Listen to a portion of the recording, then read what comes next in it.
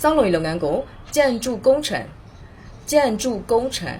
建筑ကဆောက်လုပ်ရေး工程ကလုပ်ငန်းပေါ့နော်建筑工程ကဆောက်လုပ်ရေးလုပ်ငန်းဆောက်လုပ်ရေးလုပ်ငန်းနဲ့ပတ်သက်တဲ့စကားပြောတချို့ကိုလေ့လာကြည့်ရအောင်水泥放在哪里水泥放在哪里水泥ဆိုတာကဘီလက်မျိုးခေါ်ရပေါ့နော်放在哪里放ကကြတော့ထားတယ်ပေါ့နော်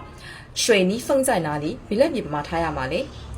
砖头不够了再运500块来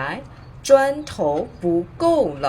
再运500块来砖头ဆိုတဲ့ဒီပေက OK ပေါ့နော်不够了不够ဆိုတာမလောက်ဘူး再运ဆိုတာထပ်ပြီးရောတည်လာတယ်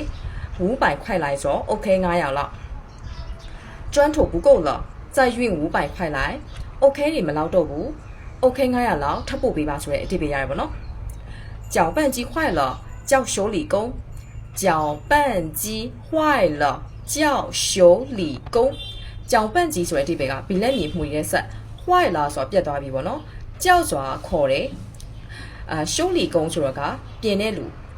搅拌机坏了叫修理工ဘီလက်မြေမှုဆက်ပြတ်သွားပြတ်နေရဲ့ပြင်တဲ့လူခေါ်ပြီးပါဆိုတဲ့အတိပေရတယ်ပေါ့နော်今晚要加班2个小时今晚要加班2个小时今晚ကဒီညပေါ့နော်要加班ဆိုတာအချိန်ပိုစရမယ်2个小时今晚要加班2个小时ဒီည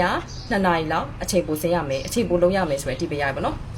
工资是按天算还是包工工资是按天算还是包工工资ကလာစားပေါ့နော်按天算ဆိုတာနေ့စားကိုပြောတာ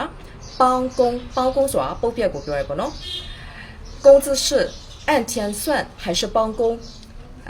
လောက်ခကနေ့စားလားဒါမှမဟုတ်